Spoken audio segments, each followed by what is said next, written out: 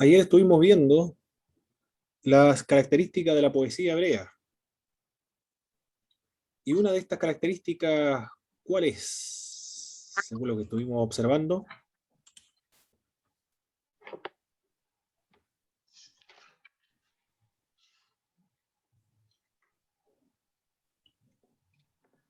Son musicales, son poemas. muy bien, son poemas que apelan al corazón, a la mente, a la razón, pero empleando el medio de las emociones o por medio del corazón.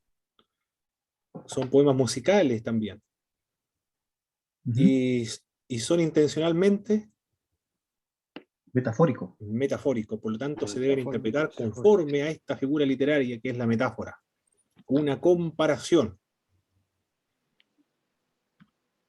En la Biblia hay varios tipos de salmos. ¿Cuáles son estos salmos? Enliste uno, mi pastor Jaime, un tipo de salmo que contiene la Biblia. A ver.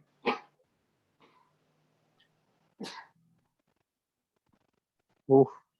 Cuando estamos contentos y queremos ¿De alegría? ¿De acción de gracia? acción de gracia, muy bien. Ya. Acción de gracias. Hermano Robinson, otro tipo de salmo. Elegías. Elegía, muy bien. Otro tipo de salmo, hermano Díaz. Celebraciones. Celebraciones, perfecto. Hermano Vicente, otro tipo de salmo. Salmos de entonación. Entonación también. Hermano Rafael Villegas, otro tipo de salmo.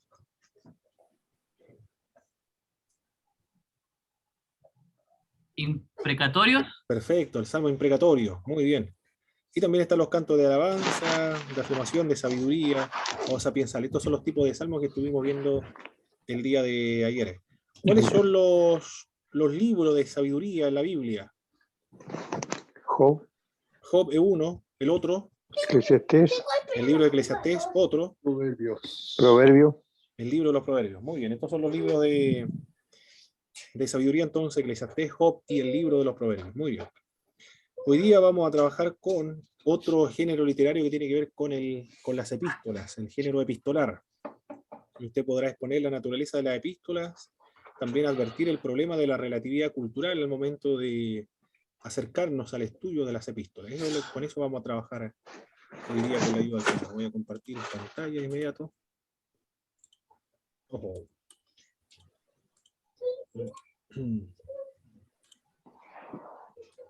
Muy bien. Aquí estamos entonces con las epístolas. Las epístolas, ¿qué es lo que son las epístolas? La naturaleza de las epístolas. Lo primero que podemos destacar con respecto a las epístolas es que estas no son homogéneas. Tienen característica de cartas, y las epístolas tienen característica de carta, y las cartas tienen característica de las epístolas. Según la cultura greco-romana, una carta tiene finalidades privadas, y una epístola, por otra parte, la intención de la epístola es que gozara de circulación entre los distintos destinatarios. Uno es privado, la carta, y las epístolas tenían carácter de ser publicadas y de circular. Esas son las características de la carta y epístolas en la cultura greco-romana.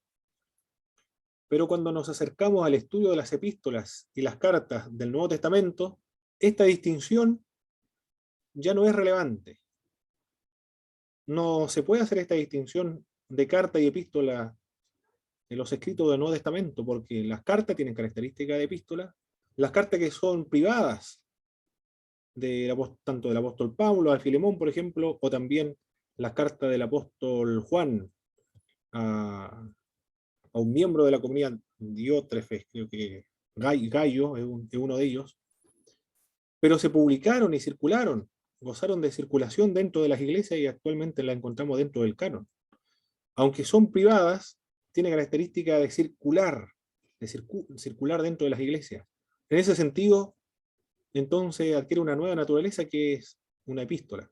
Y por otra parte, las epístolas, que son universales, se escriben para ser publicadas y para circular dentro de las iglesias, tienen característica de ser privadas porque hay un destinatario y hay saludos personales a los miembros de esa comunidad destinataria. Por eso que al momento de estudiar las epístolas, esta diferencia de privado y público pierde la importancia, porque las que son privadas fueron publicadas, las que son publicadas, las que gozan de circulación, tienen características de ser privadas. Eso es lo que queremos decir cuando decimos que no son homogéneas. No se pueden estudiar las epístolas del mismo modo como se estudian las otras cartas de la cultura greco-romana. Además, estas son inspiradas por el Espíritu Santo de Dios. Esa es la otra gran diferencia también. Pero en cuanto a la estructura de las epístolas, es la misma, exactamente la misma de las epístolas de la cultura greco-romana. Tienen una introducción, tienen un cuerpo y una conclusión. Es riguroso, es rígido la estructura de una carta. Estos escritos, al leerlo en el siglo II, siglo III, inmediatamente una persona que lo recibía decía, esto es una epístola, una carta, por la forma en que está escrita. Del mismo modo, nosotros cuando tomamos un libro decimos, este texto es un ensayo, este es un manual, este es una novela, no, esto es una poesía, este es un tratado. Sabemos las características de los distintos escritos, por la estructura que tiene. Esto es una tesis, o esto es una monografía. Sabemos inmediatamente cuáles son los papers, sabemos cuáles son la naturaleza de un escrito por la estructura, la forma que tiene al momento de ser registrado, escrita. Las epístolas también tienen una estructura, pero esta estructura obedece y viene o proviene de la cultura greco-romana. Tiene saludos de entradas, tiene un prólogo, hay un proemio, que es la introducción al cuerpo, después tiene el cuerpo y finalmente termina con el epílogo, con la conclusión y saludos de despedida. Es muy fácil de identificar cuáles son las estructuras de la carta. Tres partes. El prólogo, el proemio y el cuerpo y el epílogo. Encontramos en una carta. No son homogéneas entonces. Esa es la primera característica de estas epístolas o la naturaleza de una epístola o carta. Para nosotros, los estudiantes del Nuevo Testamento, epístola y carta son sinónimos para nosotros. No hay distinción.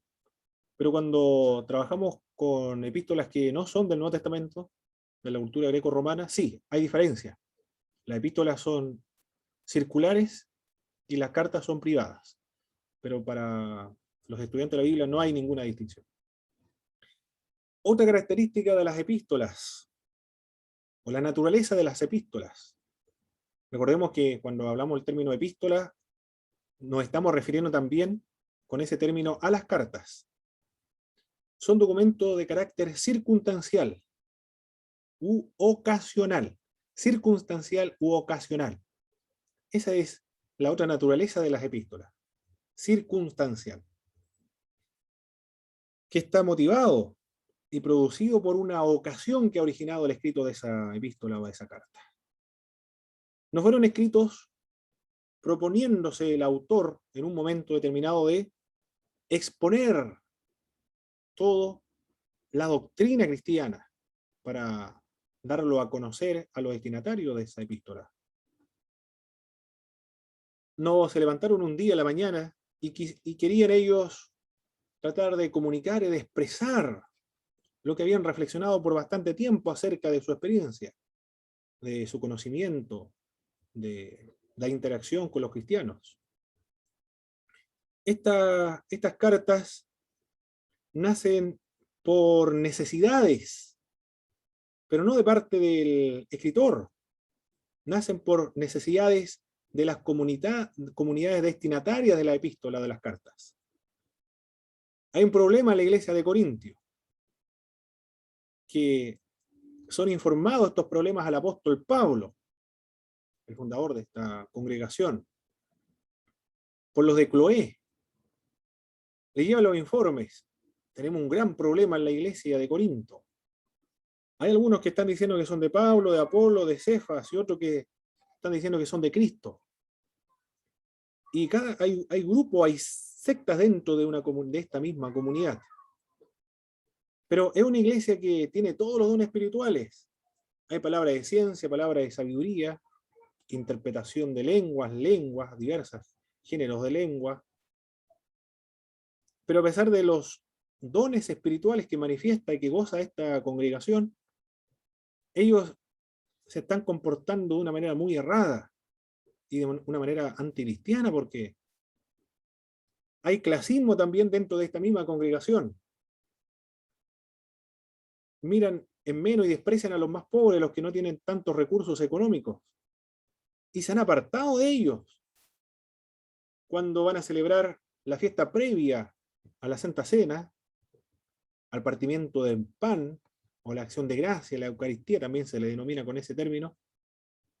Hay una fiesta denominada amor que es previa a la Santa Cena, y ellos llevan sus mejores banquetes, y los que tienen mayores recursos económicos, lo que pueden costear los mejores alimentos, se adelantan y llegan antes, y se sirven y consumen antes los alimentos, las bebidas.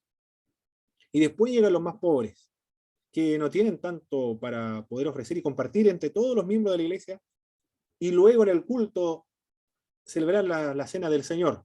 Esa es la coinonía, la fiesta de amor se le denominaba. Y lo peor es que estas personas que tienen recursos económicos y que tienen los dones del Espíritu, eso es lo más interesante, que tienen los dones del Espíritu, manifiestan los dones del Espíritu, los carismas, llegan ebrios a tomar la Santa Cena. Hay problemas de inmoralidad en la iglesia de Corintio. Hay una persona que está conviviendo con la esposa de su padre. No es su mamá, sino que la mamá lo más probable que haya fallecido, pero el papá, no se dice si se habían casado o no, la mujer de su padre. No lo dice el texto bíblico, pero el hijo ahora estaba conviviendo con ella, con la que había sido mujer de su papá. Y eso es tan reprochable e indigno, incluso para las comunidades de Corintio. Hay problemas de inmoralidad dentro de esta congregación. Hay muchos problemas: sectarismo, clasismo, inmoralidad. Esta iglesia también tiene el otro problema de que las disputas internas no lo resuelven entre ellos como personas cristianas maduras, sino que llevan sus asuntos a los tribunales de justicia para ser vistos delante de la población. Van a tribunales públicos, que eran muy llamativos y servían para la recreación de esa época. Las personas que estaban aburridas en sus casas después de sus trajines diarios, iban a escuchar estas discusiones públicas. Lo iban a escuchar porque era fenomenal escuchar a los abogados cuando comenzaban sus oraciones o sus alegatos, porque eran maestros de la retórica. Por lo tanto, eran muy diestros en cuanto a cómo convencer a los jueces. Y ellos iban ahí. Los corintios, los hermanos de la iglesia, iban a resolver sus conflictos de los tribunales públicos. Y todos estos informes se los llevan al apóstol Pablo. Y el apóstol Pablo, debido a los informes que le llega por medio de los de Cloé, entonces escribe su carta a los corintios. Escribe la carta para solucionar los conflictos que se le ha informado. Hay otros que no están creyendo en la resurrección de los muertos. Dice bueno, en Tesalónica ocurre aquello. En Corinto también. Porque hay influencia, recuerde que los corintios es una iglesia griega. Todos son griegos. Están influenciados por la cultura griega. Los corintios, los problemas que tienen son problemas propios de los paganos, no de las comunidades judías, que son otros problemas, pero acá tiene problemas propios de los paganos, de los griegos, de comer de los ídolos. Hay algunos que dicen que no hay problema en comer los sacrificados, los ídolos, total, los ídolos no existen, los dioses no existen, solamente existe un Dios. Y otros sí, otros que vienen del paganismo piensan que al comerse un pedazo de carne, el Dios al cual fue sacrificado ese animal, esa carne va a ingresar a mi alma. Por lo tanto, dentro de mi alma va a estar el Espíritu Santo y ese Dios, y eso le producía confusión y lo hacía pecar delante del Señor, porque él pensaba que todavía existían dioses. Esos problemas existían en esta congregación de Corintio. Por lo tanto, para y lo otro, algunos señalaban que no hay resurrección de muertos porque los griegos no creen en la resurrección. Y de hecho, cuando el apóstol Pablo predica en el capítulo 17, en Atenas, cuando habló acerca de la resurrección de los muertos, inmediatamente se produjo el choque cultural, porque ellos no creen en la resurrección de los muertos. Y los miembros de la iglesia de Corintio vienen de ese mundo griego. Por lo tanto, la filosofía, las cosmovisiones de las comunidades griegas, de donde ellos provienen, al hacerse cristianos, arrastran aquello también en su mente. Por lo tanto, hay algunos que dicen que no hay resurrección de muertos. El apóstol Pablo escribe su epístola, sus dos epístolas, la primera y segunda, con la finalidad de solucionar todos estos conflictos, estos problemas que se habían originado en aquella congregación. El apóstol Pablo escribe entonces a las comunidades para satisfacer, para solucionar, para responder, para aclarar los problemas que se habían suscitado en estas comunidades cristianas, o en estas iglesias. En ese sentido son circunstanciales, son ocasionales. Hubo una circunstancia, una ocasión que ameritó el escrito de estas epístolas. Y gracias al Señor que surgieron estos problemas porque nos orientan a nosotros para tomar caminos y adoptar esos principios para aplicarlos en nuestras congregaciones cristianas de hoy. En Colosas, hay otro problema en la iglesia de Colosas, también una iglesia que es una mezcla de judaísmo y el helenismo, y astrología, y culto a los ángeles. El problema de la iglesia de Corintio era problema de clasismo, de sectarismo, de inmoralidad, de los problemas sacrificados a los ídolos, y también algunos problemas filosóficos de la resurrección de los muertos. La iglesia de Colosas era mucho más agudo, más complejo el problema que existía en esta congregación. Era un sincretismo religioso lo que caracterizaba a la iglesia de Colosas. Y llega a los informes del apóstol Pablo lo que ocurre allí. Es peligroso porque ellos son cristianos, pero algunos están rindiendo culto a los ángeles, porque ellos están presumiendo de humildad. Eso es lo que dice el apóstol Pablo, presumen de humildad. Porque dicen ellos, ¿cómo nosotros nos podemos acercar a un Dios santo siendo nosotros pecadores? Debemos acercarnos entonces por medio de los ángeles. Ellos son los mediadores. Porque sería una osadía, sería una arrogancia, yo pecador, inmediatamente tener contacto con el Creador. Tengo que realizarlo por medio de alguien inferior a Dios, pero superior a mí. Y estos son los ángeles, por eso le están rendiendo culto a los ángeles. Pero hay otros que todo esto viene del mundo del paganismo, del helenismo. Hay otros que están rindiendo culto no a los ángeles, sino a los astros, a las estrellas, a la luna, al sol, a los astros. Se está practicando la astrología. En una comunidad cristiana, estamos hablando de comunidades cristianas, seguidores de Jesucristo, del siglo I, de la iglesia primitiva. Aquí estamos hablando de la iglesia primitiva. Cuando hablamos de iglesia primitiva, estamos hablando de la iglesia del Nuevo Testamento. Cuando hablamos cuando se escucha esta idea de la iglesia primitiva, y cantamos de la iglesia primitiva, queremos volver al tiempo aquel, como la iglesia primera, pero tenemos la referencia en nuestra mente del libro de los Hechos, de que todos amaban, estaban todos unánimes juntos, y se compartían todas las cosas, se ayudaban también a los más pobres, a las viudas, a los huérfanos, en el libro de los Hechos. Pero en la iglesia de Corintio, también la iglesia primitiva, es el siglo I, la iglesia del Nuevo Testamento, la iglesia de Colosas, también la iglesia primitiva, y el sincretismo religioso, impresionante lo que había allí, dentro de una misma iglesia, uno adorando a los ángeles, otro adorando a las estrellas, la luna y los astros, y otros que estaban aferrados a la ley judía. Habían todo eso, habían algunos que decían que la carne es mala y el espíritu es bueno, movimientos gnósticos, y dentro de estos movimientos gnósticos, algunos decían hay que pecar todo lo que se pueda, total, la gracia no es afectada, así exaltamos la gracia, y otros decían hay que domesticar la carne. Algunos decían que Jesucristo no se había encarnado, sino que tenía la imagen, la semejanza solamente de un ser humano, pero no era humano, era una imagen, una imaginación, como una especie de holograma, una parte inmaterial. No era de carne y hueso. Todos esos elementos estaban dentro de esta comunidad. Estaba el antinomianismo, el gnosticismo, el judaísmo, la astrología, cultos a los ángeles. Todo eso dentro de una misma comunidad de la iglesia de Colosas. Le llega los informes al apóstol Pablo de lo que ocurre allí.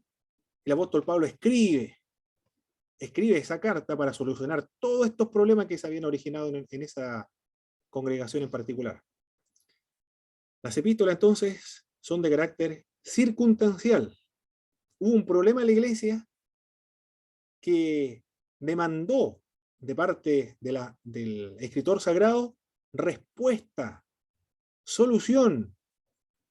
En algunos casos el apóstol Pablo era rigurosísimo. Decía, el tal se ha entregado a Satanás para la destrucción del cuerpo, mas el espíritu viva. Entreguen a esa persona al Satanás, decía el apóstol Pablo. Yo ya lo he juzgado, no estoy presente, pero ya yo lo he juzgado. Ustedes deben hacer exactamente lo mismo con él. Estaba hablando acerca de la disciplina eclesiástica dentro de las congregaciones cristianas. Entre otras respuestas que da el apóstol Pablo, en la iglesia de Colosas, en la iglesia de Gálatas, hay un problema de los judaizantes que eran fariseos antiguamente, que se convirtieron a Jesucristo, pero que no querían desarraigarse con las costumbres del judaísmo. Y estaban diciendo los Gálatas, los miembros de la iglesia de Gálatas, que primero deben pasar por el judaísmo, después hacerse cristianos, porque no pueden hacerse del paganismo, hacerse cristiano, saltándose el judaísmo. Tienen que hacerse judíos y después hacerse cristianos. Deben guardar todas las fiestas judías, el día sábado, el tabernáculo, fiesta, año nuevo, el día de la expiación, el Yom Kippur, todas las fiestas judías deben guardarlo, circuncidarse también. Y estaban diciendo, para poder ser salvos. Eso es lo que indicaban estas iglesias. El apóstol Pablo escribe esa carta, la carta magna de la libertad cristiana, de la ley de Cristo, de la justificación por medio de la fe. Estamos libres de todos aquellos elementos de la tradición judía, de las leyes judías. Escribe el apóstol Pablo aquella carta a la iglesia de Gálatas para solucionar un problema, orienta la solución de los problemas, presenta la verdad que Dios le ha dado y le ha revelado de manera inspirada.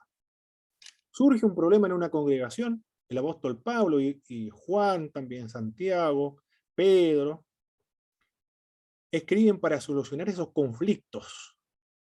Las epístolas son fruto, son resultado de las complicaciones que se produjo en las congregaciones primitivas para solucionar esos problemas. Y gracias al Señor quedaron registradas, porque esos mismos problemas que existieron en el siglo I permanecen en el tiempo, son transversales en el tiempo, trascienden el tiempo, son los mismos. Y los mismos principios que nos enseñan en las Sagradas Escrituras se deben aplicar en el día de hoy, o en la actualidad. Eso es lo que se quiere indicar con esta idea de que son documentos de carácter circunstancial, ocasional. Y también la otra naturaleza de las epístolas son del siglo I. La mayoría de los problemas de interpretación de las epístolas se deben a su factor ocasional. Tenemos las respuestas, pero no siempre tenemos las preguntas que motivan tales respuestas. Porque son del siglo I, ellos sabían cuáles son las preguntas que habían planteado en esas cartas las congregaciones. Y los escritores sagrados escribieron para responder a esas preguntas. Nosotros tenemos solamente las respuestas, pero las preguntas no las tenemos. Ese es un obstáculo al momento de la interpretación de las epístolas, por eso que hay varias interpretaciones a una epístola. Por ejemplo, ¿quién es el que detiene al anticristo, por ejemplo? Con respecto al argumento del apóstol Pablo. Y entonces, ¿por qué se bautizan por los muertos si no hay resurrección de muertos? ¿Por qué el apóstol Pablo dice esa declaración en el libro de Corintios? ¿Por qué se bautizan por los muertos si no hay resurrección de muertos? Tenemos las respuestas, pero no tenemos las preguntas que suscitaron aquellas respuestas. Son del siglo I. Los problemas de esa época son muy distintos de los problemas nuestros. Nosotros no tenemos el problema del sacrificio de los ídolos, por ejemplo, porque ya se ha superado todo aquello. El último sacrificio que hubo, bueno, ¿recuerdan el último sacrificio humano que se realizó aquí en Chile, hermanos? En televisión apareció. ¿Fue un matrimonio joven? Los altares de no sé cuánto eran. Los altares de la luz, ¿no? Y creo que están libres ahora. Qué increíble, ¿eh? Los que entraban en trances con la ayahuasca. Muy bien, eso era el último sacrificio humano, ¿eh? Se ofreció un sacrificio, no sé a qué Dios habrá hecho un sacrificio, ¿eh? Para el terremoto del 60 también se llevó a cabo un sacrificio humano a Chauneguechen. Chauneguechen es Dios, en Mapudungun.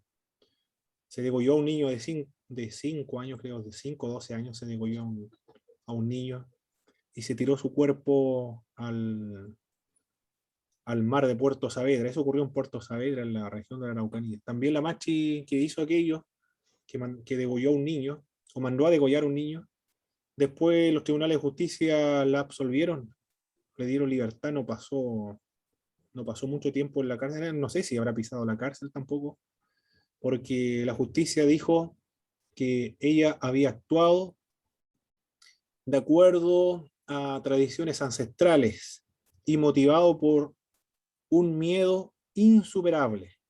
Por eso quedaron absueltos, tanto el abuelo como la machi, porque actuaron de acuerdo a ritos ancestrales y bajo un miedo que no pudieron superar. Por el terremoto del 60. Esos son los sacrificios humanos, pero otro tipo de sacrificios no son desconocidos para nosotros, pero en esa época los sacrificios se llevaban a cabo. Cualquier animal que se mataba, previamente se sacrificaba a un dios, a un ídolo. No, todos los animales que se vendían en la carnicería, todos esos animales que están a la venta, habían previamente sido ofrecidos a algún dios. Y los cristianos maduros lo compraban, no tenían problema de comer aquello. Pero los cristianos inmaduros tenían problemas de comerlo, porque ellos pensaban que los ídolos existían todavía. En cambio, los maduros sabían que solamente existe Dios, no existe nadie más. Por lo tanto, no me va a afectar mi espiritualidad por comerme un cerdo, una vaca, o poner un cabrito, un chivo, un cordero que ha sido sacrificado previamente a algún Dios, porque existe un Dios, no me va a afectar a mí. El cristiano maduro sostenía aquello. En los guillatunes sé que hay animales que son sacrificados también, pero no son sacrificados los ídolos, no, tampoco es sacrificado a Chao ni Chen, un cordero, yo sé que lo sacrifican. ¿Sí, hermano Jaime? Sí, es que viene a mi memoria que muchas veces para Semana Santa en muchos hogares no se come carne, por lo mismo yo creo. Hay algo que viene de la antigüedad, arraigado en ciertas culturas. Es una tradición católica romana esa, ¿eh? Y no sé si la Iglesia del Oriente también no comen carne durante la Semana Santa, pero es una tradición, simplemente no sé si es considerado como pecado dentro del catolicismo romano. Pero para recordar que los apóstoles algunos eran pescadores, yo creo que por esa es la razón. Voy a preguntar a un cura por ahí si me topo con un cura por ahí. ¿Cuál es la razón? Pero en internet debe estar la respuesta, buscando en Google por ahí. Porque solamente no comen mariscos y pescado, no carne. Bien, entonces dijimos que son del siglo I. No tienen los mismos problemas que nosotros tenemos actualmente. No nos sirven a nosotros porque nos orientan, nos dan y nos otorgan los principios para poder proceder en los conflictos que se podrían suscitar semejantes a los que ocurrieron en el siglo I. Las epístolas no son tratados teológicos. Cuando nos referimos a tratados teológicos, nos referimos a la teología sistemática. Decimos sistemática, que son ordenados, lógicos, bien clasificados, bien ordenados. Doctrina de Dios, de la revelación, de la Biblia, de los ángeles, del hombre, del pecado, de Jesús, de la salvación, de la iglesia, del Espíritu Santo, de escatología, y ahí seguimos subdividiendo la salvación, justificación, santificación, predestinación, perseverancia de los santos, entre otras doctrinas relevantes, en regeneración también, en Cristo, los nombres de Cristo, la naturaleza de Cristo, la humanidad de Cristo, la divinidad de Jesucristo, las obras de Jesucristo, los oficios también de Jesucristo, los estados de Cristo también. Se subdividen las doctrinas bíblicas. Pero las epístolas no son tratados teológicos, no son teología sistemática o teología dogmática. Su propósito no es teológico, organizar una teología, organizar una doctrina. Ninguna carta, de hecho, tiene esa característica de ser un tratado teológico. Presentar las doctrinas de manera ordenada, como los libros o los tratados o los manuales de teología, por ejemplo. ¿Por qué creen ustedes, hermanos, que las epístolas no son tratados teológicos, donde se organiza las doctrinas y se presenta al público?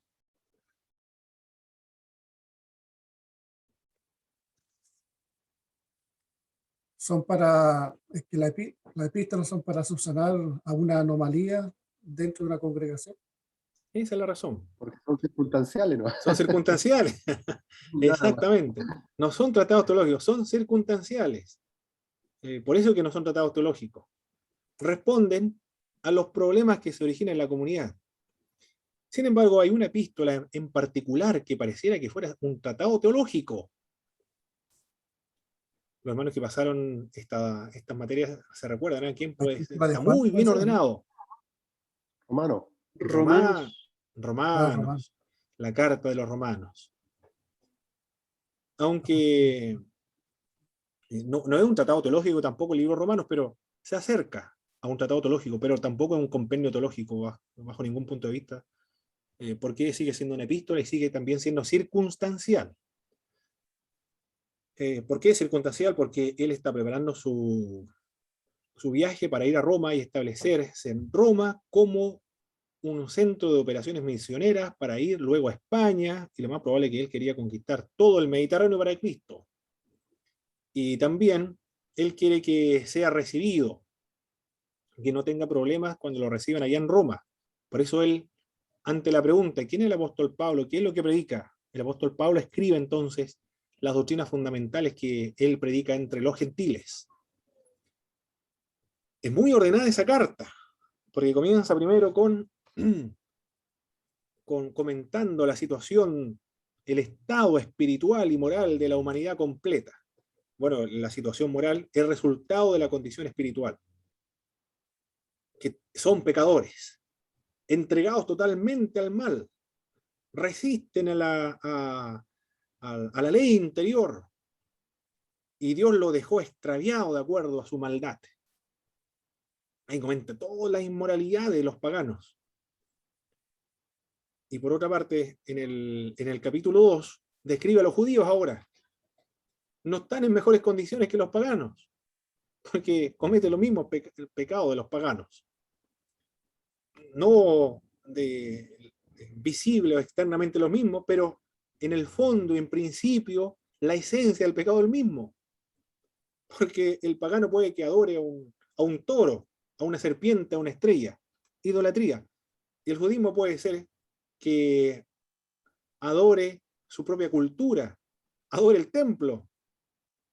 Y está cometiendo el pecado de idolatría también, está adorando, sustituyendo a otro que no es Dios.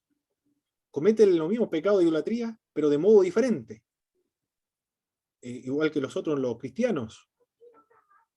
Podemos que no, puede ser que no vayamos a postrarnos delante de una virgen, pero puede ser que la misma denominación, o el mismo dogma, la misma doctrina, o la misma iglesia, la estructura incluso, puede ser la misma estructura de la iglesia, o la misma historia de la iglesia, la tradición de la iglesia local, puede ser que se convierta en una especie de idolatría. La idolatría es la misma, pero expresada de modo diferente. Los judíos el mismo problema.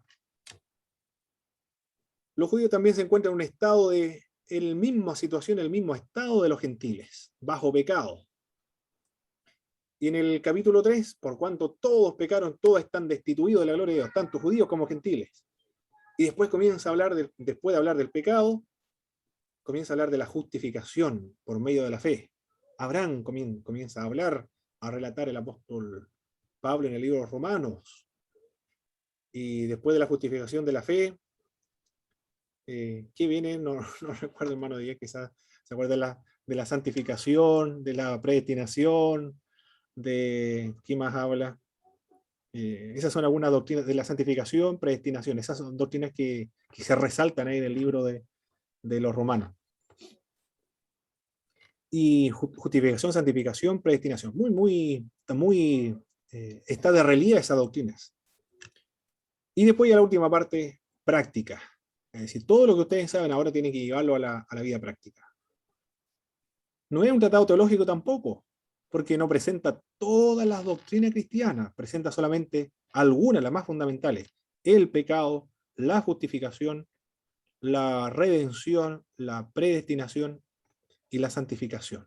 De esos temas son los que trata ahí. Tampoco trata todos los temas, ángeles, Dios, Espíritu Santo, escatología, la iglesia, no lo presenta todo de manera ordenada o sistematizada. Por eso que, aunque Romanos tenga una característica de ser tratado teológico, es circunstancial, sigue siendo epístola circunstancial. No son tratados teológicos entonces. Esas son la naturaleza de las epístolas. Al momento de la interpretación de una epístola, se debe estudiar, leer de ese modo. No es un tratado teológico. Con respecto al contexto histórico, para acceder a la información, consultar el diccionario bíblico, la introducción de algún comentario bíblico. Hay que responder a las siguientes preguntas. ¿Qué pasaba en Corinto? ¿Qué impulsó al apóstol Pablo a escribir la carta a los Corintios? ¿Cómo conoció el apóstol Pablo esa situación? Porque llegaron informes de lo de Cloé. ¿Qué relación y cuáles comunicaciones había tenido Pablo antes con los Corintios? Bueno, él fundó la iglesia de Corintios.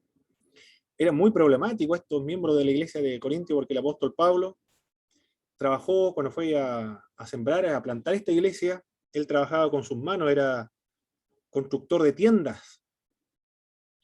Los especialistas en el Nuevo Testamento, cuando hablan acerca del apóstol Pablo siendo constructor de tiendas, algunos dicen, ¿a qué se refiere? ¿Tienda de qué? ¿Tienda de campaña de los romanos para las batallas? ¿A qué tipo de tienda? No se sabe qué tipo de tienda. Algunos, los especialistas dicen, lo más probable es que, como él estaba trabajando en Roma y en Corinto después, y lo más común, donde lo que más se vendía, tanto en Roma, en Corintio, o donde quiera que estuviesen, los constructores de tiendas, eran estos toldos que se ponían en las tiendas comerciales para hacer sombra Como la feria. para la feria, a esos tipos de toldos, muy hermosos, hay algunas imágenes de estos toldos. Eso es lo que confeccionaba el apóstol Pablo para los comercios. Cada comercio tenía su propio toldo para proteger del sol, de las altas temperaturas, tanto en Roma como en Corintio. Eso dicen los especialistas dicen aquello. lo que saben en el Nuevo Testamento. Pero ahí se puede ver, hermano, en relación a la cultura de esa época también. Hay que basarse en el siglo I, basarse en la cultura hebrea y cultura de los gentiles para llegar a esa conclusión. Se podría llegar a eso. Sí, por medio del contexto histórico, exactamente, así es, por medio del contexto histórico. Y el apóstol Pablo trabajó en eso, construyendo tiendas, para poder sustentarse económicamente cuando trabajaba sembrando iglesias en Corinto. Y los corintios dijeron, el apóstol Pablo no está cobrando, no está pidiendo ofrendas acá en Corintio, porque lo más probable es que su enseñanza sea mala. Por eso es que no está cobrando. El apóstol Pablo no estaba pidiendo ofrenda a la iglesia de Corintios para no hacerle una carga a los corintios, para que ellos no dijeran que el apóstol Pablo fue a sembrar iglesia en Corintio para poder lucrar y para poder esquilmar a los miembros de la iglesia de Corintio. Increíble aquí, no había cómo poder agradar a los corintios. Pablo porque bogas y Pablo porque no bogas, algo así el dicho, creo. No había, siempre iban a hablar. Los pastores tienen esa experiencia, cualquier cosa que hagan, siempre van a hablar. Nunca se va a poder agradar en todo. ¿Pueden activar su micrófono, hermano? Santos pero carnales. Ah, muy bien, así. Los corintios eran santos Pero se puede dar pero carnales. se puede dar en la actualidad, mi hermano, en que muchos predicadores llevan sus CDs para la venta para costear sus pasajes y costear sus necesidades básicas. Exactamente, claro que sí. Y el apóstol Pablo lo criticaba, ¿no? El apóstol Pablo, si hubiese el apóstol Pablo, él los conocía, porque lo más probable es que haya escuchado, los corintios tienen esta característica, son muy habladores. El apóstol Pablo dijo, para evitar que hablen mal de mí, entonces yo mismo voy a trabajar con mis propias manos para que no me estén acusando de que yo estoy interesado en su dinero. Y después igual hablaron, dijeron que la enseñanza del apóstol Pablo debe ser muy mala, por eso es que no está recibiendo nada de ofrenda.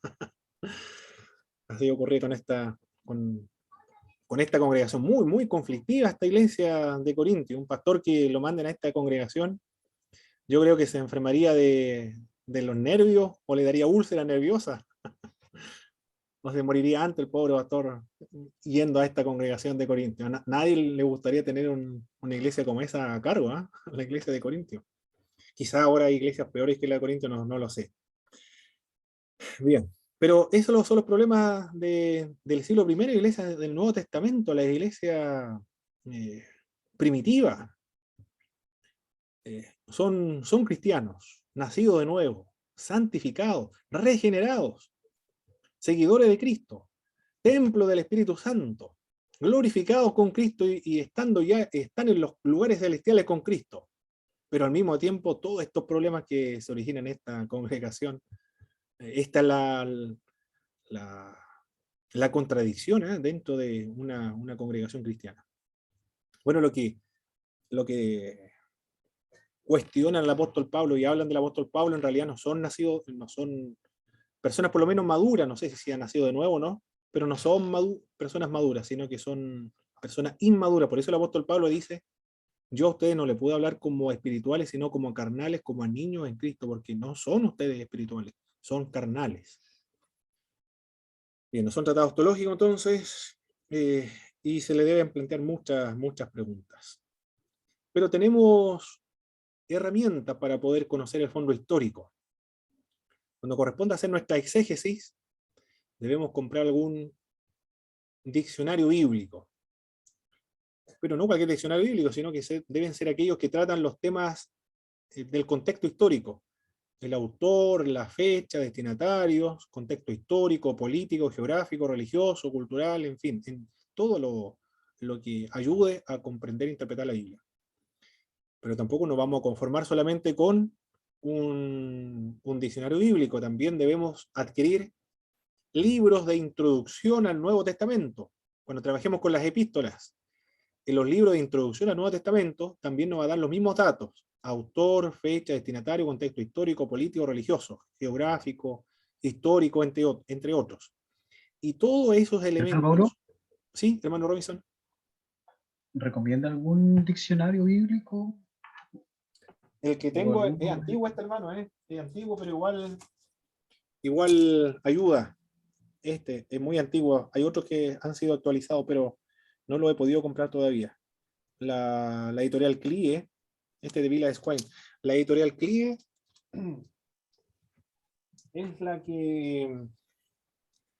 es la editorial que imprimió un nuevo comentario, nuevo diccionario bíblico Certeza. También es igual, muy bien, Certeza. Todos esos comentarios tienen la información que le estoy indicando ahora. Pero los comentarios al Nuevo Testamento sirven, hermano. La introducción al Nuevo Testamento sirven. Claro que hay que fijarse bien en la introducción al Nuevo Testamento porque hay dos tipos de introducción al Nuevo Testamento. Está la introducción general y la introducción especial. La introducción general habla de la formación del Nuevo Testamento, los materiales de escritura del Nuevo Testamento, el canon sagrado, de qué más habla, el contexto político, geográfico, histórico, todo eso lo habla eh, esa parte la introducción al Nuevo Testamento, pero general. El especial, introducción al Nuevo Testamento especial, ahí habla del autor, fecha, destinatarios, tema, ¿qué más habla? Contexto político, histórico, geográfico, de cada uno de los libros. Ese le sirve de introducción al Nuevo Testamento especial. Del mismo modo del Antiguo Testamento. Hay uno general y otro especial. Por ejemplo, aquí tengo algunos Nuevos Testamentos. La primera parte es general y la segunda parte especial. Hay que fijarse en eso al momento de comprar algunos libros. Por ejemplo, aquí tengo un comentario que es del Nuevo Testamento. No, del Antiguo Testamento este. Una introducción, es antiguo también, de la editorial Vida, El Mundo del Antiguo Testamento.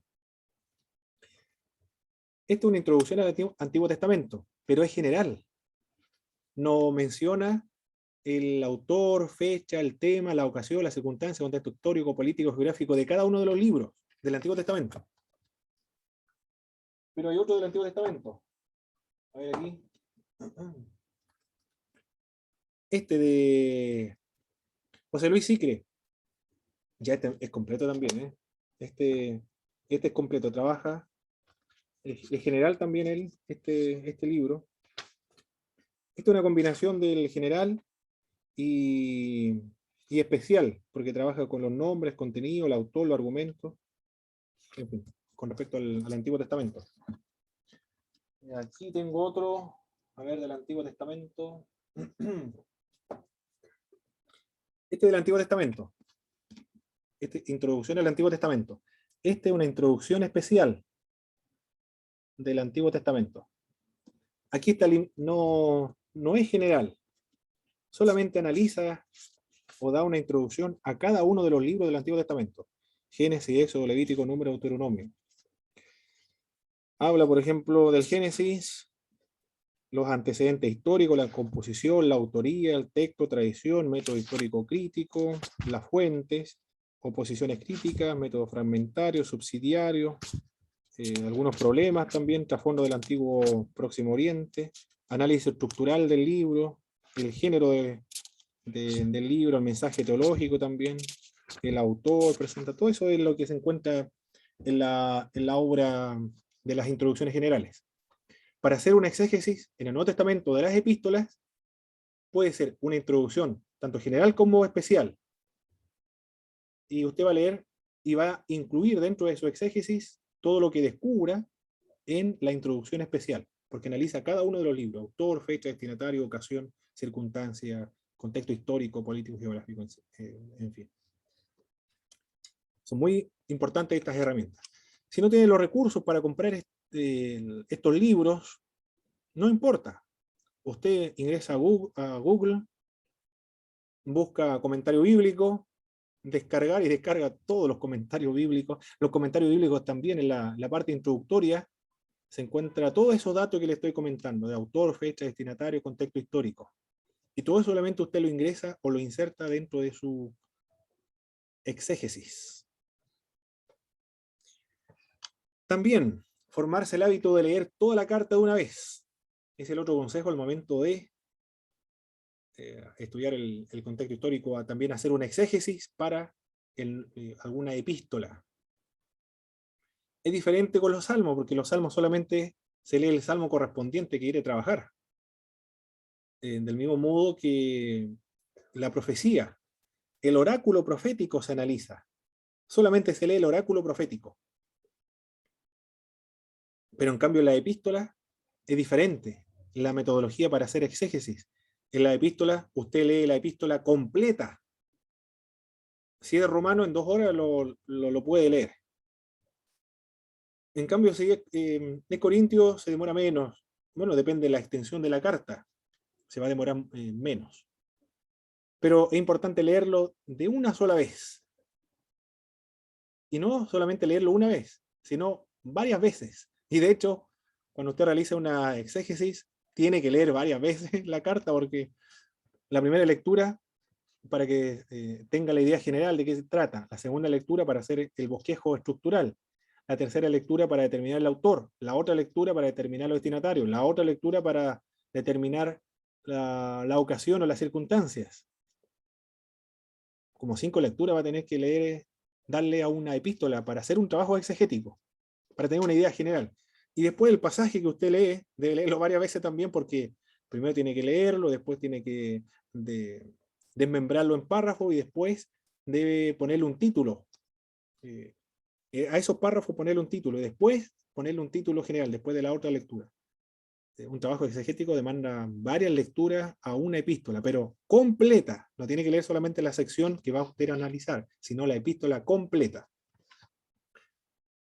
Y la epístola para hacer el trabajo exegético va a ser Gálatas, por lo tanto tiene que leer Gálatas varias veces, muchas veces.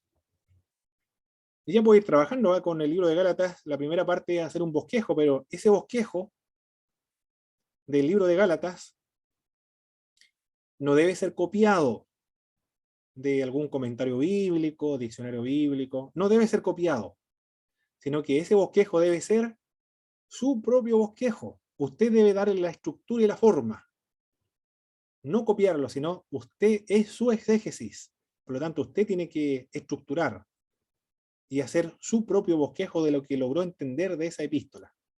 Y no se preocupe si está bien o está mal, o difiere o diferente, porque todos los bosquejos son diferentes, porque los detalles o se mira de manera distinta una epístola. No todos los bosquejos son iguales. Usted compara los comentarios bíblicos, todos los bosquejos difieren. Nunca se repiten un bosquejo de otro, por lo tanto, usted no se preocupe de que no va a ser igual a otro su bosquejo, porque es suyo.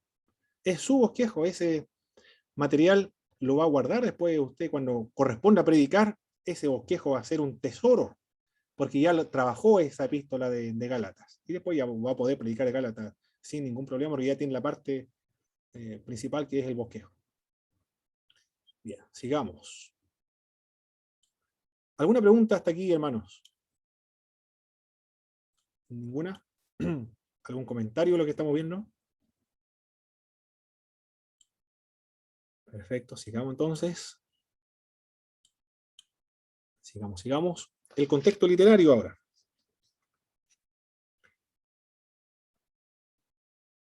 El lector debe tratar de seguir el argumento del escritor bíblico. Es necesario aquí aprender a pensar en párrafos.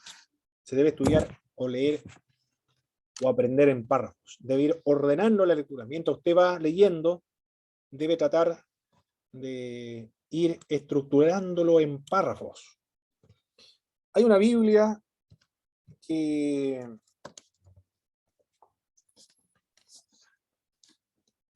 está escrita en párrafos.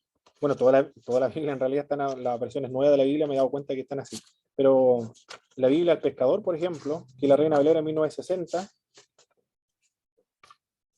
esta Biblia, la del Pescador, esta es la Biblia del Pescador, esa es. En otro formato porque yo lo mandé a empastar, pero esta es la portada, la Biblia del Pescador. Los capítulos están ordenados en forma de párrafos. Por lo tanto, los párrafos ya están hechos ahí.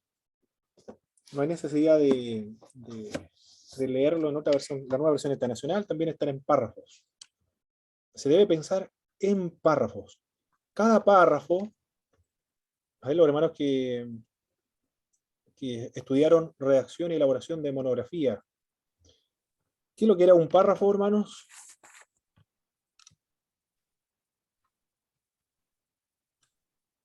Lo que ¿Un estudiaron. conjunto de oraciones? Muy bien, un conjunto de oraciones. ¿Qué Conjunto de más? oraciones. Un conjunto de oraciones. ¿Qué más? Con una idea central, ¿ya? Muy bien. Un conjunto de oraciones que desarrolla una sola idea central. Una sola. Así se debe leer la epístola. Ordenarlo en párrafos. Bueno, si leemos esta Biblia, yo le dije, la nueva versión internacional, la Dios habla hoy, o la Biblia del pescador, la Reina Valera está estructurada en párrafos. Tiene que estar consciente de que un párrafo desarrolla una idea. Por lo tanto, como desarrolla una idea, usted le puede poner un título a esa idea. Este párrafo está tratando acerca de la justificación por medio de la fe. Este párrafo está hablando acerca de la santificación. Este párrafo habla acerca de la fe. Este párrafo habla acerca de la salvación. Este párrafo habla acerca de la ley. Este otro párrafo habla acerca de la oración. Es decir, poniéndole título a los párrafos. La idea que trata el párrafo, usted debe ponerle un título. Un pequeño título, subtítulo. Así se debe leer. Otra, hermano. Sí, hermano Jaime. Sí, bueno, me di la necesidad de comprar una Biblia en 4 versiones, en una sola, para poder entender algunos pasajes bíblicos. Y de hecho la compré y sale las 4 versiones en Reina Valera, Dios habla hoy, la Biblia de la América y la nueva versión internacional. Todo en uno solo, en uno Perfecto. solo. Muy Entonces, bien. están las 4 versiones en uno solo. Entonces no Excelente. tiene 4 Biblias, en una sola Biblia están todos. Exacto. Muy bien. Excelente. Muy buena inversión aquello, ¿eh? Para los estudiantes de la Biblia. Esas son las inversiones que hay que invertir en Biblias, en comentarios bíblicos, en introducciones de la Biblia, en libros de exégesis. Bueno, todo lo que estamos estudiando hay que invertir por lo menos 10 libros de cada materia que estamos leyendo, hermanos. Por lo menos 10 libros.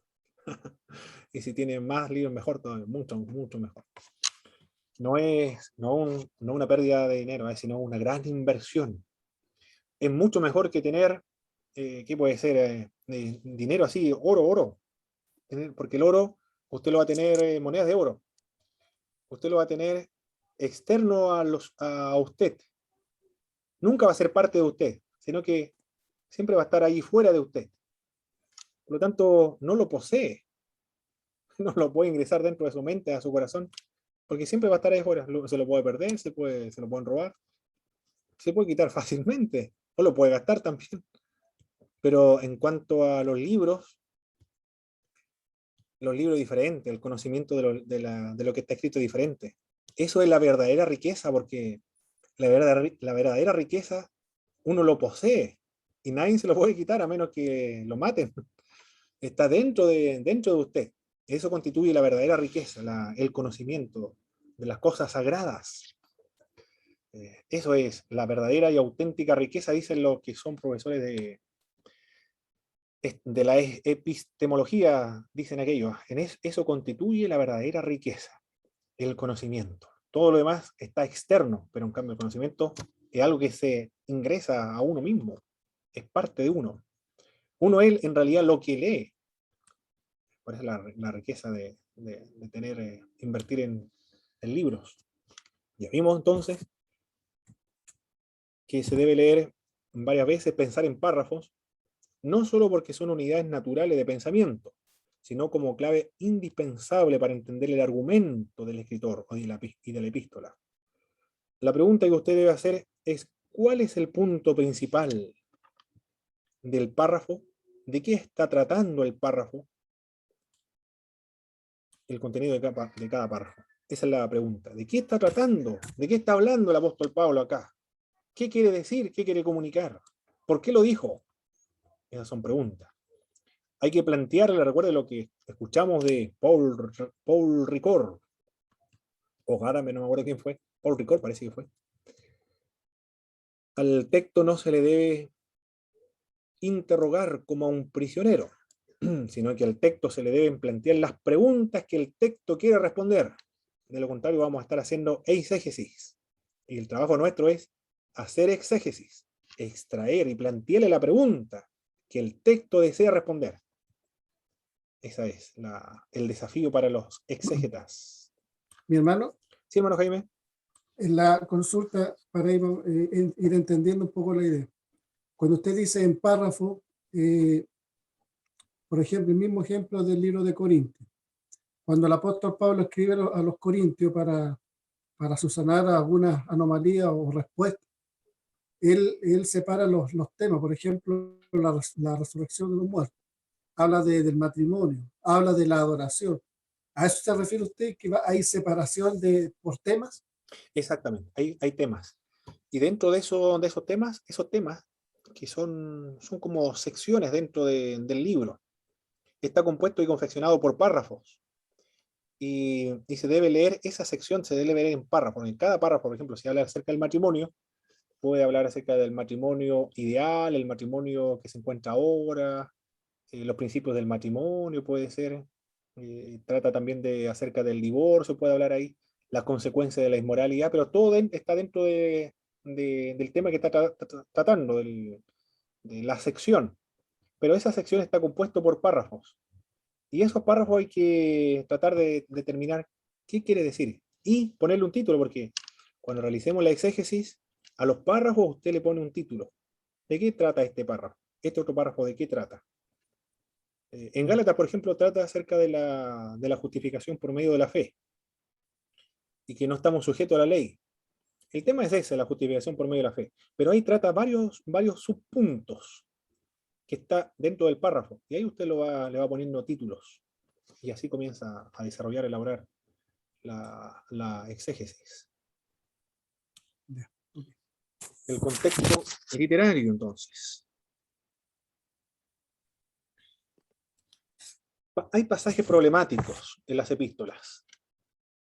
Por causa de los ángeles, dice el apóstol Pablo en Corintios. Las mujeres pónganse entonces un velo a causa de los ángeles. ¡Oh! Hay un problema ahí. ¿A qué ángeles se refiere? Está indicando que dentro de las congregaciones locales, en la iglesia de Corintios, ángeles de Dios están presentes allí. Y a causa del respeto que se deben tener a los ángeles de Dios, que se reúnen en los cultos, donde los cristianos están alabando a Dios, debe entonces cubrirse el velo por reverencia. O los ángeles son los mensajeros de la iglesia, es decir, no los ángeles de Dios, sino los mensajeros de la iglesia, los pastores, los ancianos, los presbíteros. ¿A qué ángeles se refiere?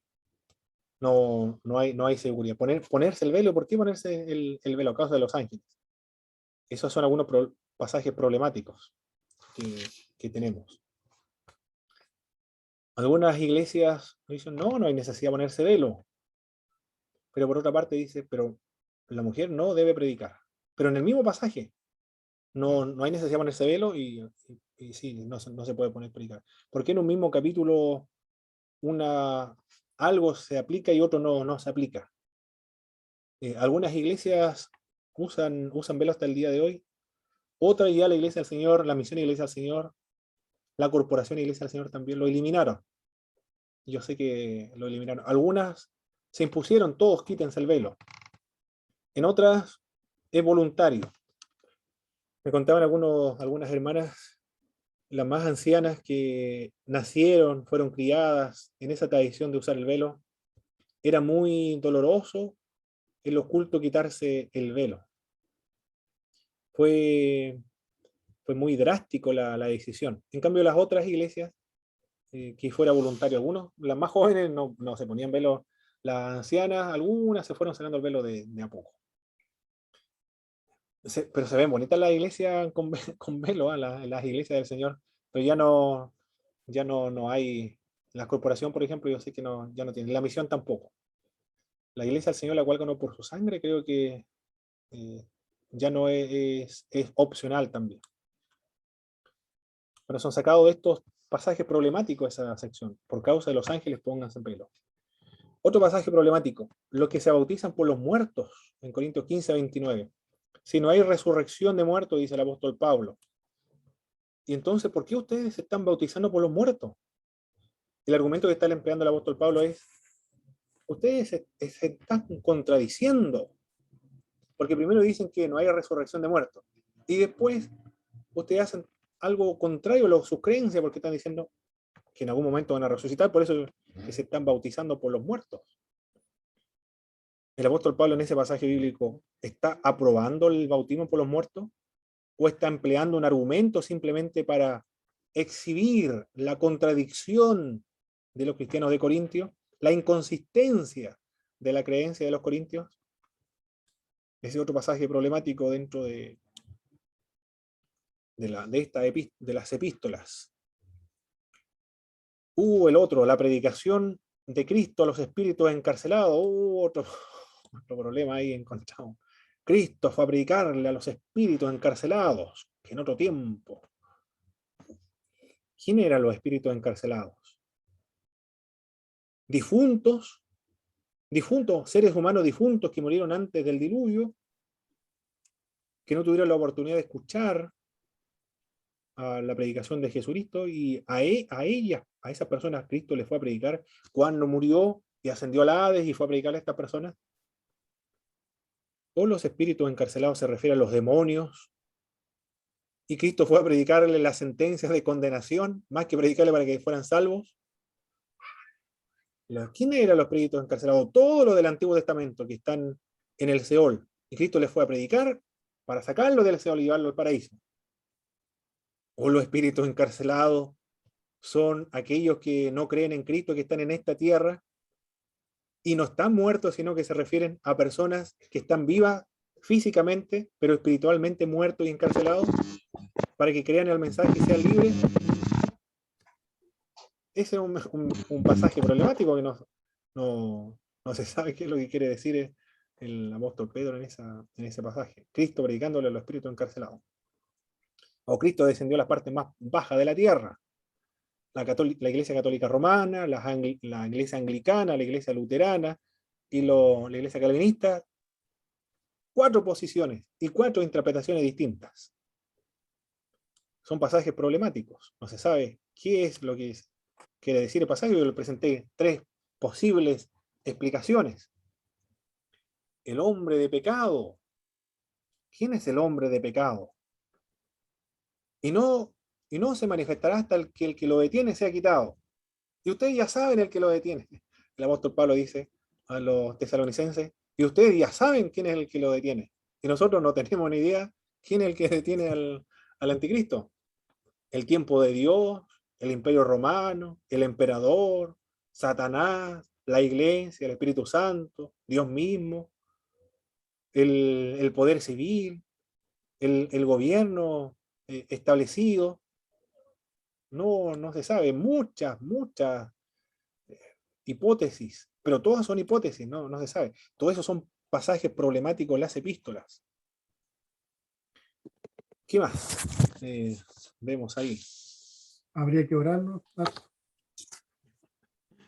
Claro, todos los exégetas, los exégetas deben orar, por lo menos los que son conservadores, porque los liberales ni siquiera oran, sino creen en la oración, no creen que Dios exista. Como Paul Tillich, en sus libros de teología sistemática, dijo: yo no oro, yo medito solamente. Imagínense, ¿eh? Dice Paul Tillich era aquel. No, increíble. No, aquí lo indispensable en cuanto a la hermenéutica y la exégesis es la oración. Pedirle al Señor que le ilumine. Pero todas estas personas son todos creyentes y tienen distintas interpretaciones y difieren entre ellos. Por eso hay que reconocer, hermanos, que aunque el exégeta es cristiano, es iluminado por el Espíritu de Dios, ¿a qué debe renunciar? Exégesis. A toda la presunción de infalibilidad. Exactamente, a la presunción de infalibilidad. No somos infalibles. Muy bien. Podemos equivocarnos y errar. Muy bien. Eso. Debemos renunciar a la pretensión de infalibilidad. No por el hecho de estudiar hermenéutica y presentar un trabajo exegético, vamos a suponer que ya podemos interpretar toda la Biblia, porque no es así. No es así. Hay que conocer griego, hebreo, la historia. No, hay mucho lo que se debe conocer, hermano. Ni siquiera los que son doctores en, en el Antiguo Testamento, el Nuevo Testamento, e incluso los que son doctores en las epístolas, en género epistolar.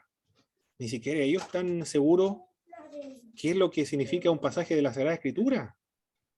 Y estudiaron cualquier cantidad han dedicado toda su vida al estudio y todavía no saben. Por ejemplo, el Espíritu de Dios se movía sobre las aguas. O yo soy el que soy. ¿Qué significa yo soy el que soy? Hasta el día de hoy algunos no están seguros qué es realmente lo que quiere decir aquellos pasajes. Muchos pasajes más todavía. Ellos reconocen de que no saben, ¿eh? Viven en la incertidumbre y todavía rajuñando la verdad, tratando de rajuñar la verdad.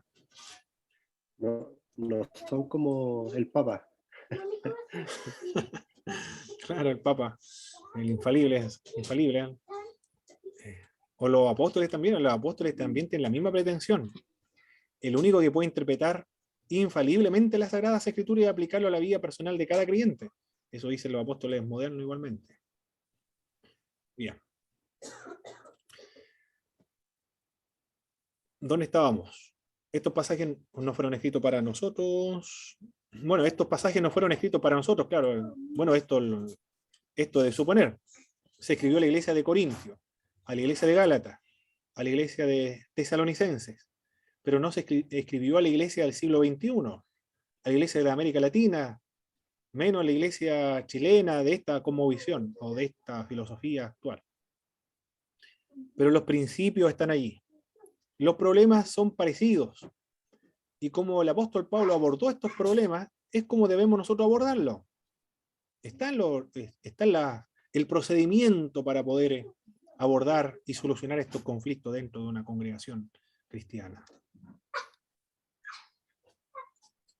Aunque no se pueda tener certeza sobre algunos de los detalles, muy a menudo el propósito de todo el pasaje queda todavía a nuestro alcance. Y también lo otro es que tales pasajes hay que consultarlos con comentarios bíblicos.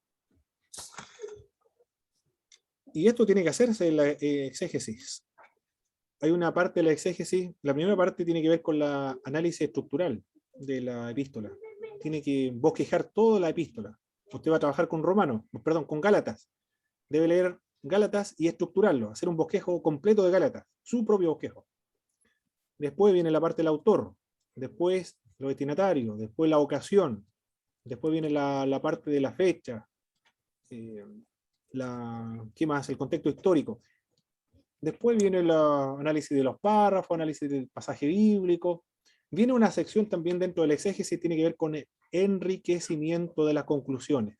Allí usted debe comparar y contrastar su conclusión con lo que otros concluyeron analizando el libro de Gálatas. Por lo tanto, es indispensable trabajar con comentarios bíblicos. Va a trabajar necesariamente con los comentarios bíblicos para contrastar y comparar su propia conclusión.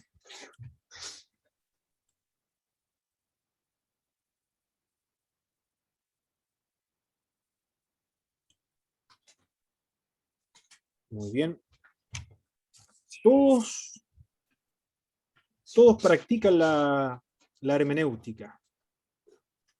No hay nadie que no practique la hermenéutica.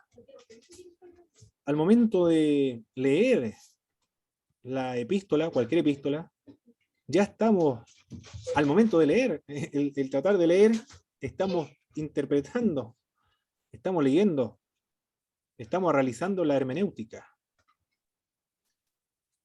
Los pasajes de la Escritura, gran parte, están de acuerdo cómo interpretarlas. Todo el mundo sabe lo que significa este pasaje de la Sagrada Escritura. Aunque no sepan nada de exégesis, ya saben lo que significa. ¿Cómo pudieron interpretar tales pasajes sin errar? ¿Por qué todos los cristianos, cuando leen un pasaje de la Escritura, llegan a la misma conclusión? Todos están de acuerdo católicos, romanos, los orientales, los evangélicos, protestantes, todos están de acuerdo cuando se lee un pasaje, el grueso de una epístola. En algunos están en desacuerdo, pero en el resto están de acuerdo. ¿Y cómo interpretaron ese pasaje sin errar, sin equivocarse? Todos interpretan del mismo modo.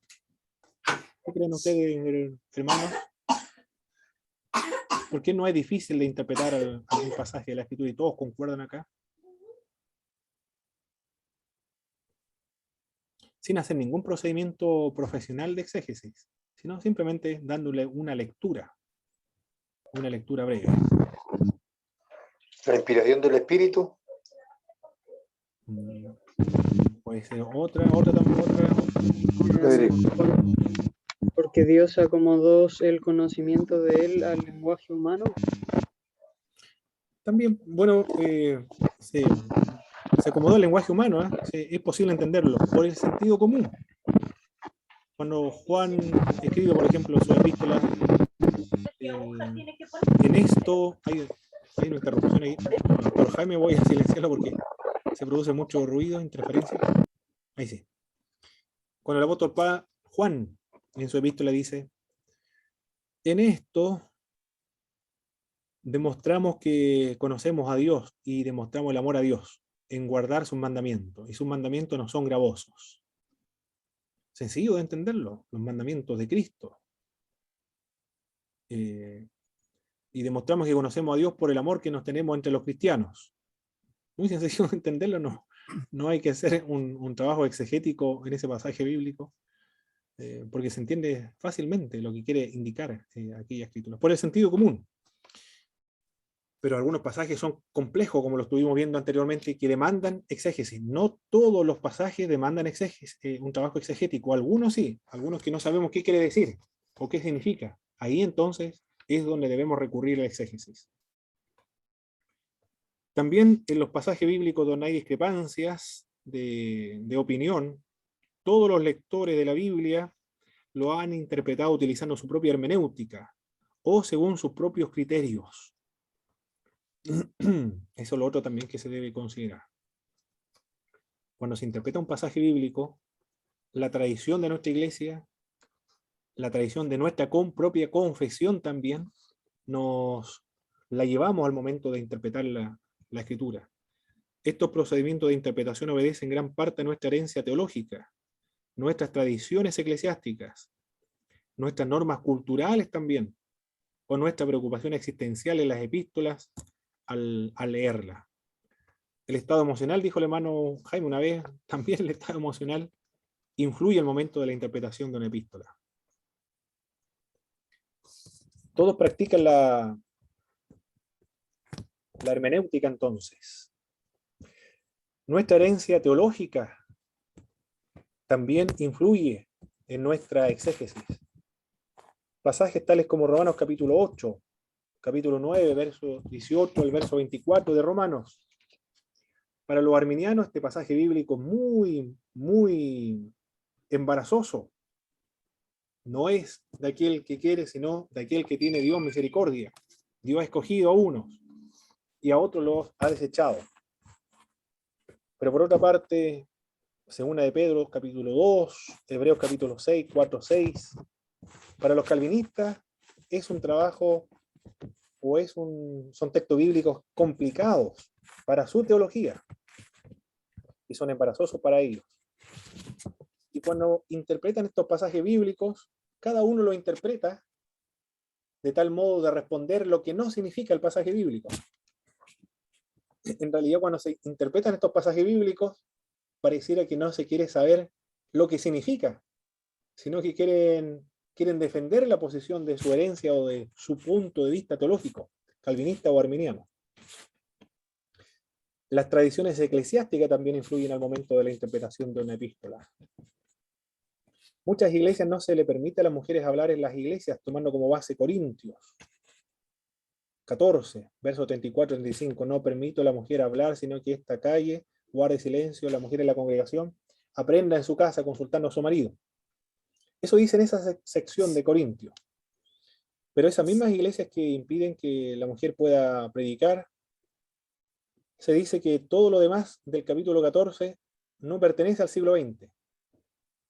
Solamente esos versos, el 34 y 35, pertenece al siglo XX. Y todo lo demás del capítulo 14 pertenece a otra época, por lo tanto no hay que aplicarlo en nuestra época.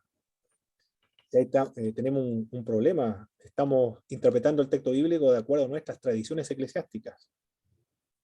¿Sobre qué fundamento se puede decir que solo los versos 34 y 35 se aplican a nuestra época y todo lo demás, otros, no corresponden a la nuestra?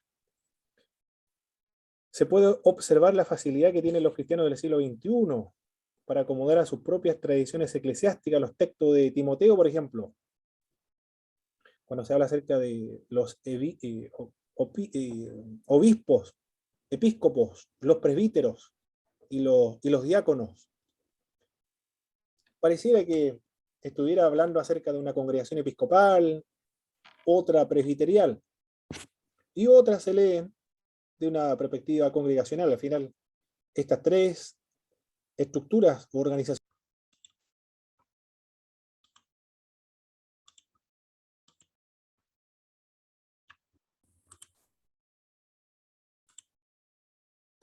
volví, hermano, se había cortado la señal. ¿Me escuchan, verdad? Hermanos, estamos conectados todos de nuevo, ¿cierto? Correcto. Muy bien. Perfecto. ¿Ya me escucha, hermano Ezequiel? ¿Hermano Jaime? Ah, me quedo Sí, mi pegado. hermano. Ah, muy bien. Yo lo escucho, sí. A ver. Ya, perfecto. Sigamos entonces, hermanos. Ya. La regla fundamental de la exégesis. Parecía que me quedé pegado otra vez.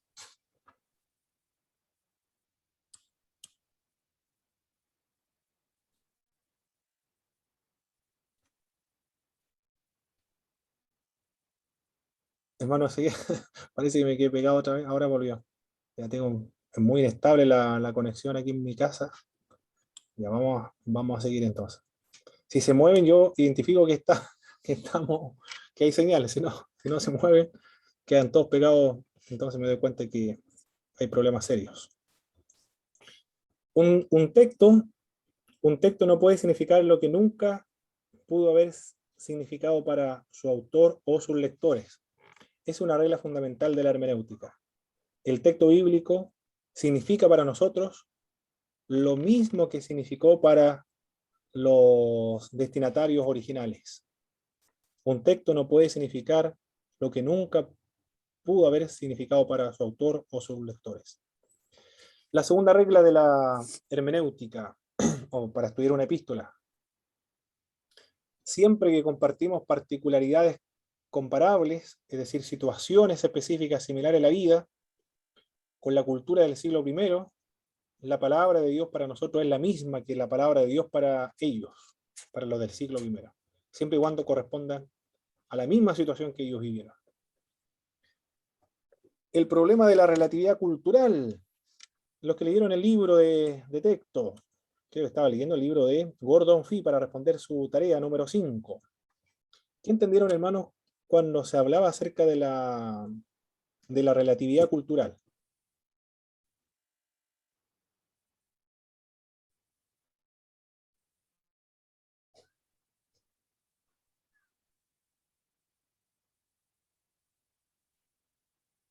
¿Alguien recuerda de qué se trata el tema de la relatividad cultural?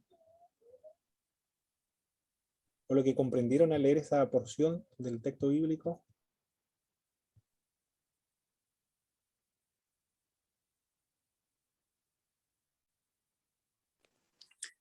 Que la palabra de Dios trasciende todos los tiempos. Más o menos parecido. No. Otra la definición. ¿Alguien se acuerda, hermano, los que leyeron esa porción de la relatividad cultural, lo que entendieron de Gordon Fee? Bueno, vamos a verlo ahora, el problema de la relatividad cultural. Esto es importante considerarlo, hermano, el tema de la relatividad cultural. Es importante para interpretar una epístola. Voy a ver la hora, pero no, pues no. Ya son las 10:28. Ya. La relatividad cultural, lo vamos a ver de inmediato esto de manera rápida. Un ejemplo de la relatividad cultural. Hay elementos culturales que están circunscritos a un tiempo, a un espacio geográfico. No trasciende el tiempo, ni trasciende las otras culturas y la zona geográfica, sino es limitado en particular una norma cultural a esa situación y a esa localidad. Las mujeres debían cubrirse, por ejemplo, la cabeza al momento de orar y profetizar. Pero en Corintios no ocurre lo mismo con la iglesia de Efesios, de Colosas, de en Roma, o cualquier otra iglesia. El problema ocurre allí, en Corintio. Algunos dicen que eran las prostitutas sagradas de los templos de Corintio, de la diosa Afrodita. Eran rapadas, que se convirtieron al cristianismo. Y para poder cubrir su vergüenza, que era estar rapada porque provenían del templo de Afrodita, deberían cubrirse entonces la cabeza, como símbolo también de sometimiento a su esposo, y para que no se confundieran con las prostitutas del templo de Afrodita. Esa es la razón por la cual debían cubrirse. Otros indican que era una práctica común del Medio Oriente y también de esa comunidad para indicar o simbolizar que estaban bajo sujeción al esposo.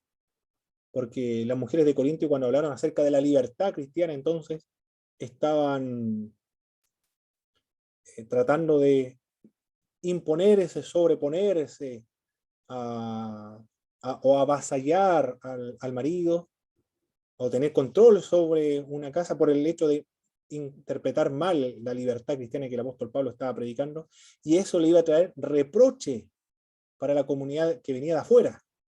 Entonces, para que la iglesia no produzca reproche para lo de afuera, entonces debe llevar este símbolo de sometimiento o estar bajo la autoridad del esposo. Pero es ese problema que es local, es circunstancial, es limitado a esa comunidad. No se aplica a las otras iglesias de todos los tiempos, o a otras iglesias al mismo tiempo también. La práctica de cubrirse, ponerse un velo. Otro tema de la relatividad cultural que se debe considerar es: calle la mujer en la congregación porque no les es permitido hablar, sino que aprenda en silencio y pregunte al esposo en su casa. También Gordon Fee presenta ese caso como un ejemplo de relatividad cultural. Ese mandato de calle la mujer en la congregación está limitado a esa iglesia en particular, a la iglesia de Corintio. Pero no ocurre ese problema en todas las otras iglesias el de la zona geográfica, ni tampoco trasciende ese mandato universalmente a todos los tiempos. En otras iglesias hay una diaconisa, en otras iglesias hay profetisas. Las mujeres son las que están profetizando, y en otros casos, como Febe, por ejemplo, en Cencrea, hay una diaconisa que está dirigiendo una iglesia. Por lo tanto, ese mandato de calle la mujer en la congregación no es para todas las iglesias, sino para esa iglesia en particular. Algunos explican que en aquella iglesia estaban separados los varones y las mujeres de un lado. Y al momento de predicar, las mujeres estaban preguntando a los maridos que estaban al otro lado de la banca qué es lo que quiso decir el predicador, que no se entendió muy bien. O se producía esta especie de parloteo, de una conversación de un lado al otro de las naves de una congregación local. Entonces lo que está diciendo el apóstol Pablo acá y la mujer en la congregación porque no le ha permitido hablar, lo que está diciendo es oponiéndose al parloteo o oponiéndose a la interrupción de los cultos al momento de la predicación. Eso es lo que está indicando el apóstol Pablo, y así lo interpretan algunos, y Gordon Fee también lo interpreta de ese mismo modo. Pero no solamente a las mujeres se le dice que no debe hablar, también a los hombres. O los profetas, por ejemplo. Cuando hay un profeta, hable uno, hable otro, cae el segundo, porque no pueden profetizar todo al mismo tiempo. no solamente a las mujeres se le dice que callen, sino también cuando se produce la interrupción, el varón también debe callar. Pero eso se origina en esa iglesia en particular. A eso se refiere la relatividad cultural. Es relativo a esa iglesia, a esa cultura, a ese tiempo. No trasciende ese mandato a todas las otras iglesias porque la situación, la ocasión, la circunstancia no es la misma, es distinta.